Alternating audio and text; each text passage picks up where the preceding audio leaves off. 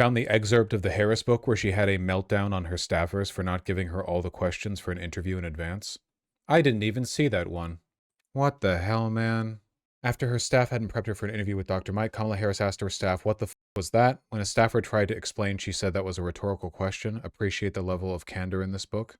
What the f was that, I said, my voice reaching a crescendo. Cool. Brian, trying to channel JOD's thinking, launched into a detailed explanation about the rationale behind doing the podcast. I raised my hand and stopped him mid-sentence. Brian, I said through gritted teeth, that was a rhetorical question. Full excerpt on the story. What's the campaign in Wilmington tended to choose my interviewers on various subjects by asking who is the biggest audience, the widest reach. But it was up to my team, who knew I insisted on being well prepped, to inquire in the style of the show. The idea that Kamala Harris put any effort into being well prepped when she flubbed multiple questions, obvious questions, multiple times, and also you are a politician. You stump speech every interview. Like you don't need to be prepared for everything. You railroad the conversation every time. That's normal. You don't need to be able to freestyle the Adam Friedland show bit every time you're out there. You're not getting hit with like crazy zingers. You're not being like asked by a like a Cumtown host to give your best Chinese man impression or whatever. Like you don't have to. You just go there and say the same shit. Yeah, Donald Trump doesn't need to be well prepared. He just says the same shit. They gave me a briefing sheet so I could knock it out of the park, but that hasn't happened this time. They ushered me into the room with the Zoom was all set up. Dr. Mike was ready to go. Dr. Mike was deeply knowledgeable, warmed up on all these issues, and raring to go, as I would have been had I not just been ambushed by an unscheduled in-depth interview with no notice at the end of a 19-hour day. I slid a scribbled note across the table. Where's my briefing? The staff looked at each other. They had nothing. When Dr. Mike asked, are you getting your 7 to 9 hours of sleep these days? I didn't know whether to laugh or to cry. Really? That's all it takes. An interview with a doctor, talking about medical shit. That's all it takes? Oh, man. Dude, it gets so much worse than this. I don't even want to watch her full interview, man. Look at these clips. Whether she's campaigning or just trying to run up support for her book, her awful shit ass book. If his reaction to that, since this part of the book has come out, if you've had any reflection on that, or I guess I'd ask you to just elaborate on that a little bit. It's hard to hear. Yeah. With you running as, you're the first woman elected vice president. You're a black woman and a South Asian woman. Wow. Elected to that high office, very nearly elected president. To say that he couldn't be on the ticket effectively because he was gay is hard to hear. No. That's not what I said. That he couldn't be on the ticket because he is gay. My point. Oh yeah, and this is one of her big bits. So she's saying she wished she could have. For some reason in the book, she says she wishes she had claimed she would put a Republican in her cabinet, but I'm almost positive she did say that. I don't know if she forgot about that or if I'm thinking of Biden or whatever, but I'm almost positive she did say that she would be willing to put a Republican in the cabinet. But in the book, she said she wishes she had said that, or maybe that she said it more. And also, even though Tim Walz was the best thing to happen to the campaign, she's completely shafted him. In the book, she said she wishes she could have picked Pete Buttigieg, the guy who polls at 0% with black people, but didn't think America was ready for a gay VP. As I write in the book, is that I was clear that in 107 days, in one of the most hotly contested elections for President of the United States, against someone like Donald Trump who knows no floor, to be a black woman running for President of the United States and as a vice presidential running mate, a gay man, with the stakes being so high, it made me very sad, but I also realized it would be a real risk. Exactly the kind of confidence that you would expect from a woman who pretends to be an advocate for LGBT rights, but when asked what she would do about a variety of trans legal issues, she said she would leave it to the states. By the way, in the book, she continues to talk about how she's like a super duper woke and pro-trans. Still doing it. No matter how, I've been an advocate and an ally of the LGBT community my entire life. Oh, well, there you go.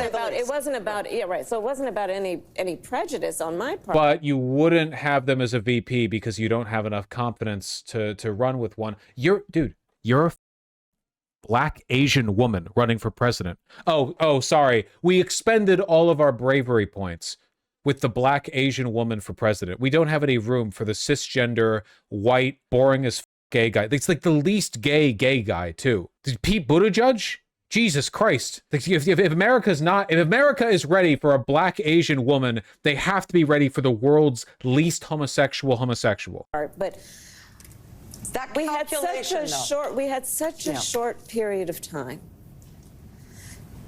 And the stakes. And by the way, in the book, she talks about how she sympathizes with parents who think it's unfair for transgender women to play with cisgender women in school sports. We're so high. I think Pete is a phenomenal public servant.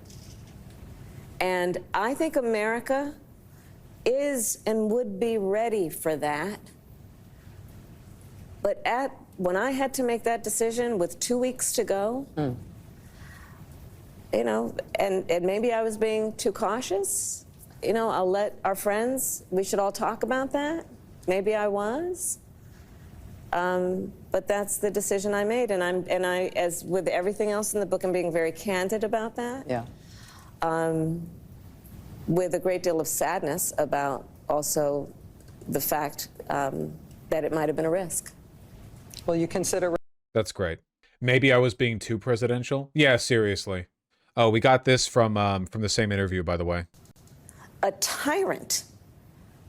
We used to compare the strength of our democracy to communist dictators. That's what we're dealing with right now in Donald Trump. And these titans of industry are not speaking up. Trump is a communist dictator. You know, they don't do that, like, by accident. They really, really, really want you to associate everything bad that's happening right now with anything other than capitalism, anything other than fascism. Now, I understand why somebody like Kamala Harris would be ideologically motivated to distract you from the fact that we're seeing corrosive forces that are very much a part of capitalism ruin our lives. Like, it's part of it, you know, because she is a capitalist. What the is keeping people like her and Gavin Newsom from calling Trump a fascist? Seriously. Is it like an optics thing? Do they think that calling him a communist will win over Republicans? It's insane. You see that tweet about how politicians use communist the same way that teenagers use gay? Yeah, I did. It's pretty funny. Fascism implies capitalism is bad. I genuinely do not think there is a way to principally criticize capitalism to principally criticize fascism without drawing at least some attention to how eager capital is to fall in line behind it. You know? Like, it is genuinely really difficult, which is one of the reasons why that one line from her book, I'm trying to find the screen cap. Here we go. Yeah, it's from the Rachel Maddow interview. From Kamala Harris, not from the book, but from the interview with Rachel Maddow. Quote, I always believed that if push came to shove, those titans of industry would be guardrails for our democracy. She's saying this in response to Disney, Sinclair, and Nexstar dropping Kimmel. How do you parody this? How the do you it's literally a joke. Like, this is something that you would read in like a Marxist zine that has its own Goofus and Gallant section, you know? Goofus believes that titans of industry would be guardrails for our democracy. Gallant understands, of course, that those same titans of industry are the first to ally themselves with fascism. Like, every time, every single country fascism has ever reared its head, the same pattern plays out time and time and time and time again. It is a ridiculous thing to say, and it is a thing that one might say if they were a soulless husk that had been carved out, emptied, and filled with the words of lobbyists and consultants. Okay, I don't think any human can actually believe this. This is actually such an insane thing to say. I don't think she actually believes it. I think she is just as amenable to the creep of fascism as the Republicans are. I just think she's playing the other team. This is a statement so unbelievable that it reveals a level of cynicism that I don't know. Now, I know libs who believe this. My parents vote center-left in the Netherlands. Yeah, but your parents are center-left. Your parents are shoe polish wearing doity Deutschmen, okay? They're irrelevant. We're talking about somebody who was very nearly the president. You have any idea? Like, her father was a Marxist academic. No, I don't believe for a minute that this is just doughy-eyed naivete. Not for a minute. The fact of the matter is that Harris would rather work with Trump than she would someone like you every day of the week and twice on Sunday. Yeah, No, yeah, 100%. Absolutely. Yeah, for sure. The kind of behavior you would expect from a person who said the way in which she would distinguish herself from Biden while asked this question is nothing except maybe I would have a more right-wing cabinet. Buttigieg's father was a Marxist academic, not Kamala's. Nope. I believe both of theirs was. Funny how often that happens. Her reasoning for why she thinks oligarchs would support democracy. I always believed that if push came to shove, those titans of industry would be guardrails for our democracy. Does everyone else at least agree this should be completely disqualifying for any kind of political office? You know so little about politics that it's embarrassing. Assuming you are telling the truth, the fact that you believe this is insane. This is as insane as when Republicans say that, like, Hitler was a socialist. You're demonstrating that level of political ignorance, politically motivated ignorance. For the importance of sustaining democratic institutions. One by one by one. They have been silent. It's not like they're going to lose their yacht or their house in the Hamptons. Democracy sustains capitalism. Jarvis, list all the non-democratic capitalist countries out there. Capitalism thrives in a democracy. And right now we are dealing with... Again, like, this is liberal. This is why they can never really be our allies, man. If liberals were just people who think that market solutions are a good way of addressing things like food costs, home shortages, whatever, you know, okay, let's talk about it. You know, you more social democratic types, let's talk about it. But this belief, this is religious thinking. The idea that capitalism and democracy go hand in hand when time and time again the evidence suggests otherwise. They are agitative forces. You allow more wealth to accrue in the hands of a smaller and smaller number of people. And then, oops, it turns out they're all psychopaths who would rather just own the government themselves. Look what's happening right now, man. The entire stock market is like 8 tech companies. The entire government is like, it's like 50% billionaires. The entire oligarch magnate of the United States, our own aristocracy, fell in line, contributed money to Donald Trump's inauguration fund, and frequently show up at the White House to give him gifts of gold and praise. Remember that leaked audio recently of Tim Apple at the White House press conference or dinner or whatever the that he was at, where the audio caught him saying, like, admitting he was lying about how much money he was investing into the United States? I think that was Zuck. I think both of them did it at different points. They did it in different ways or something. But sure, Zuckerberg, for this example, when Zuckerberg stood up there and he was like, thanks to our partnership, America will be getting $50 billion more. And then he sat down, he was like, yeah, I didn't know what number to go with. I should have, you know, it could have been like 30, 40, 50, 60, 100, didn't matter. These are agitative forces. If you listen, this is like a test for disqualification from being taken seriously by me, okay? This is very, very important. If you're a liberal, fine, I forgive you, okay? If you think that capitalism, in the end, works out better than socialism, I can talk to you. I disagree, but I can talk to you, okay? I think that, like, at the very least, there are criticisms you have to acknowledge. Nothing's perfect. I would never make the argument that any socialist government would be perfect. But at the very least, you have to acknowledge this. Democracy and capitalism are agitative forces. There is a dialectic at work here. They are not already... the thesis and the counter thesis have not met to produce a synthesis. They are not a synthesis together. They are the thesis and the counter thesis. Whatever you think the synthesis might be, some slightly modified or improved version of what we have now, whatever you think we're arriving at, if you believe there is an agitation between these forces, okay, all right, at least we can work with that. But if you engage in this delusional religious thinking, where you are not a politician, you are a priest for a caste, a religious caste of people whose job it is to make you believe this system works, that's disqualifying. This is an insane thing to believe. I called him at my speech on the ellipse a tyrant. We used to compare the strength of our democracy to communist dictators. That's what we're dealing with right now, Donald Trump. And these titans of it. And then in this same ramble, we say that Donald Trump is the communist. Oh, no. What's happening right now, the titans of industry, the oligarchs under capitalism working with an authoritarian strongman looking to replace our democratic rights and institutions with, you know, a lack thereof. That's not capitalism and fascism working together, that's communism, which is why Trump is, famously deregulatory and gets along with all of those business magnates. It's communism. Insane. It is not a mistake. It's done deliberately by these people because they hate you and they want you to die. Do not forget that. There are many, many compromises these people are willing to make, but it will never, ever, ever be to us. Industry are not speaking up. At some point, be the guardrails against a tyrant who is using the federal government to execute his whim and fancy because of a fragile ego. That's great. Oh, and sorry, this was the last clip I had in the burner, by the way, in case you wanted like a more direct reminder of how she feels about people to her left.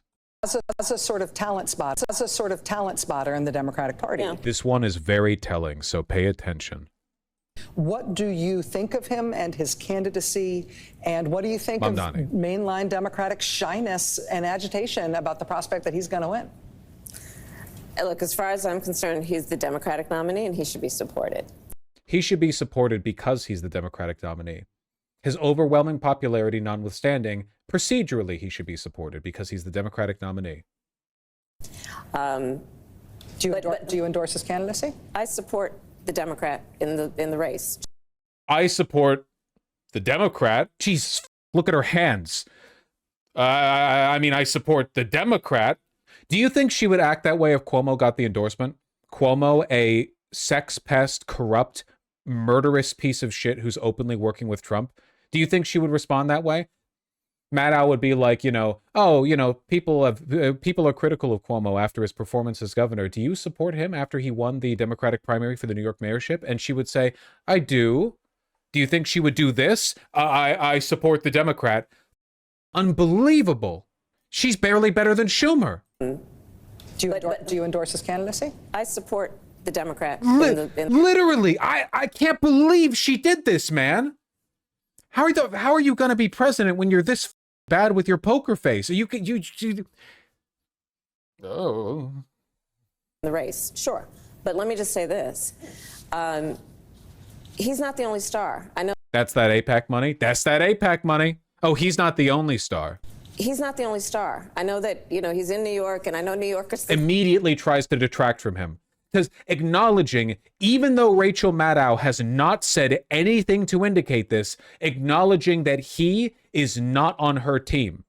Why would she say this unless she's aware of the fact that she and Mamdani are not on the same team? Evil face, evil person. He's not the only star. I know that. Just unprompted. Rachel Maddow didn't say anything about a different direction for the party. Rachel Maddow didn't say, well, don't you think Mamdani's success indicates a populist uprising within the Democratic Party that implicates centrists like you? She didn't say anything like that. This is a reach. Strong disagree. Why would she say, but he's not the only star? Or did she say and? Hold on. He's not the only star. No, she didn't say but or and. She just said he's not the only star. Why would she say that? What prompted that? I know that, he's in New York, and I know New Yorkers think they're the center of the world, and here we are in New York having... What prompted this? Excuse me? Excuse me? What prompted this? I'm sorry, wait, hold on. We're talking about a rising star within the Democratic Party, a huge success story, somebody who's commanding a massive amount of popularity. Why are we minimizing? Hello? This interview. It is the biggest city in the country. And I love New York, as the saying goes. I really do. But, there are people like Barbara. She knows he's her enemy for the same reason that she's our enemy. She hates us. Hates us. Barbara Drummond in Mobile, Alabama. Oh, Barbara Drummond in Mobile, Alabama. Oh, yeah. Listen. Yeah. We've got like a huge out of nowhere insurgent candidate who's risen to the top of the mayorship in New York City, the capital of the planet. But also in Mobile, Alabama. Let's see. Oh, you're right.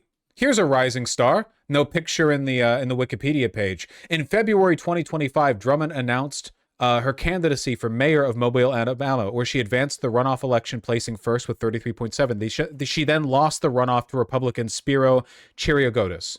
Oh, you're right. We do have other rising stars. Can somebody provide me an explanation for this that is not she hates you and wants you to die? I mean it. I really mean it, man.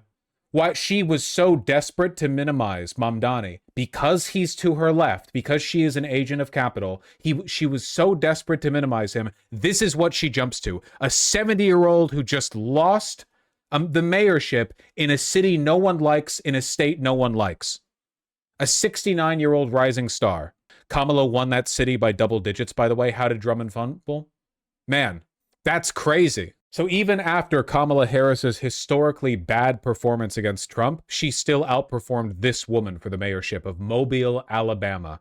Minus and agitation about the rising star. Rising star. Of the world, and here we are in New York having this interview. It is the biggest city in the country. And I love New York, as the saying goes. I really do.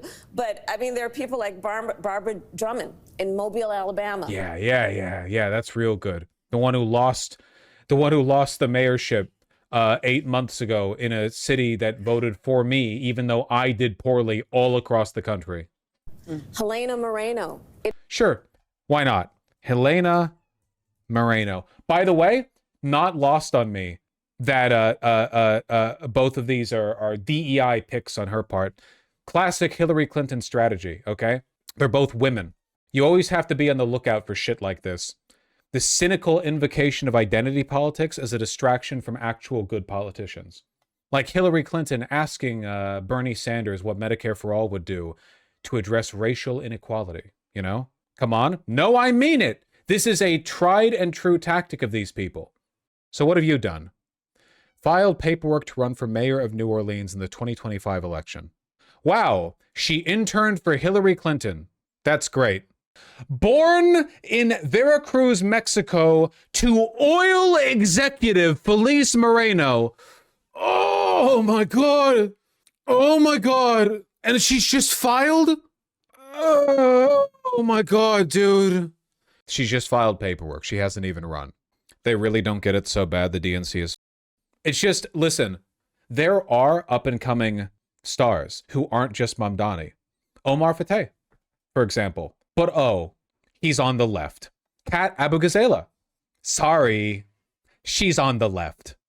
Time and time again, they are allegiant only to their donors. She has received millions from AIPAC and associated groups. That's just the least of it. AIPAC is a tiny drop in the water for the kind of money that circles around a presidential election. They brought in billions through the Democrats and through the PACs. They hate us. There is no, for people like Kamala Harris, for people compromised by this system, they will make any concession to the right. They will never allow us on the ticket. We will always be an enemy to them. It doesn't matter how good we are. Keep in mind, all Mamdani does is talk about affordability, stuff Chuck Schumer feels comfortable talking about. Rent freeze? Bill de Blasio did it multiple times. He's not talking about anything destructive to the system. The Democrats, if they wanted to, could easily fold Mamdani into the system, have him as their left bulwark. But no, instead we get polemic after polemic about the need to expand the tent over to the right. We need to be willing to accept people who are pro-life.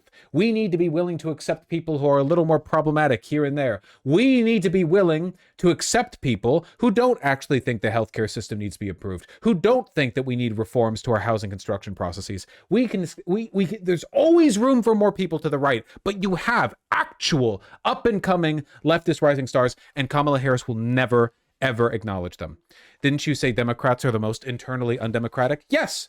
The Republicans are willing to make the capitulations necessary to win. The Democrats are not. They will lose 1,000 times over until all of you are ground into dust before they will accept people like Mamdani.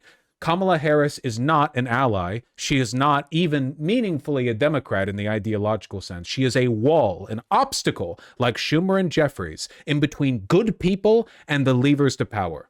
In New Orleans, they're all running for mayor too, and they are stars. So I hope. Also, I like her saying are running for mayor when the first lady she mentioned, Drummond, lost. Already lost. Hope that we don't so over-index on New York City. Let's not focus too much about this massive, enormous turnabout race that's captured the national attention. Let's focus on these miserable failures elsewhere. Oh, Drummond didn't lose until just yesterday? Oh, gotcha. Well, that aged well. that we lose sight of the stars throughout our country who are right now running for mayor and many other offices. Keep in mind, Rachel Maddow did not at any point say, it seems like Mamdani is the only star in the Democratic Party. Nothing prompted Kamala Harris to start diverting attention away from Mamdani. She did it herself because she's a slave to capital. Governor and so on. So that's where I am. We got a big tent, and we got a lot of stars. 2020. A big tent. Sadly, just barely not enough room in it for us. I have not really been a big third-party person, but the Democrats as a brand are so unwilling to change and so toxic that it might actually be reaching a point where that might be the viable path forward. I don't think that was a viable path forward 8 years ago, like when Bernie Sanders was running against Hillary Clinton.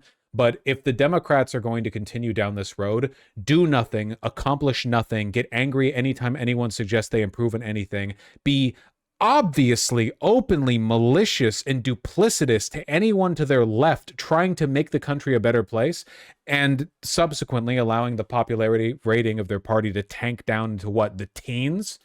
Yeah, eventually it might actually just be bad politics to run as a Democrat. At the very least, everyone running in the Democratic Party should be doing so in open opposition to their leadership. That is true. 100%, yeah. You should be antagonistic to the leadership. You should hate them because they hate you. Oh, they hate you. She would kill you herself if she could, but sadly, her job denies her that pleasure. She has to do it in a bureaucratic roundabout way. A lot of Democrat hate today, huh? Also, she's so condescending. It's the same thing that you got from Clinton and Feinstein as well, where they hate you because their soul has been hollowed out. They get contemptuous and condescending because they think you're naive for believing that it could work any other way.